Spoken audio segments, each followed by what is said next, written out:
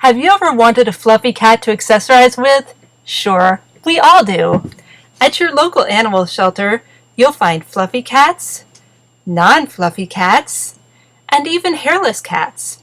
Shelters offer the best variety of cats and other animals, and the best part is that you might be saving a life by adopting from one. In fact, many shelters let you request breeds or varieties that you're looking for and will notify you if any animals of that type become available. I'll link below to 2 local shelters where we get our cats, and you can donate to them if you like, or you can look into shelters that are local to you. In addition to making a cash donation, you can help shelters in a variety of ways. The most obvious way is to choose to adopt your cat from a shelter. Keep in mind that black cats and older cats are the least likely to get adopted. But if you're looking for something besides a cat or dog, look into a rescue group. Rescue groups are often the best way to adopt things like rats or reptiles that need to be rehomed. A less obvious way to help shelters that is extremely important is to spay or neuter your cat.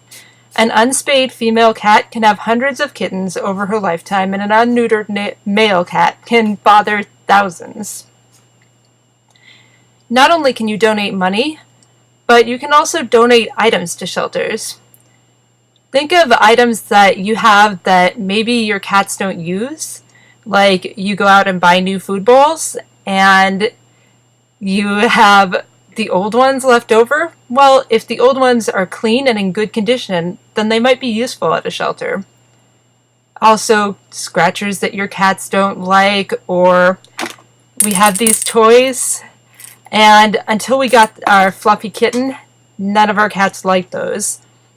But if we donated them to a shelter, then among 20 cats, you're likely to find one that would like them and could play with them and enjoy them. They could also use things like litter boxes and beds, just as long as they're clean and in good condition.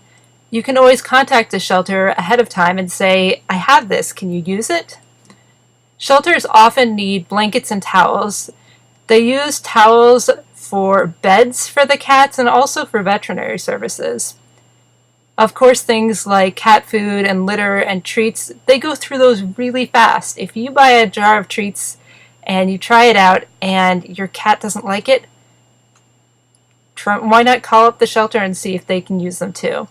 They also need things like cleaning supplies and office supplies. Say you buy paper towels in bulk, call them up. Can you use a couple rolls of paper towels? You can also look into your local shelter's website and see if they have links to things that you want to buy where they get a small portion of the profits. That's a way to get something that you want and give them something to help them as well. It's a really great idea to follow your shelters on Facebook or other social media. I like to follow them, and then I can spread the word about events, pets that are available for adoption locally, or even lost animals that have been brought in and that they're trying to find the owner to. You can boost the signal. It takes hardly any time, and it's really easy to do.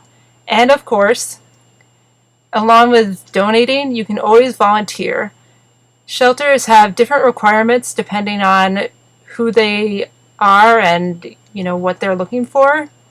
It could be that they need people that will be there every day to help clean, but it could be that if you say, "Hey, I'm available once a week to play with the cats and de-stress them," then that could be a really big help too. Just give them a call and see what they need.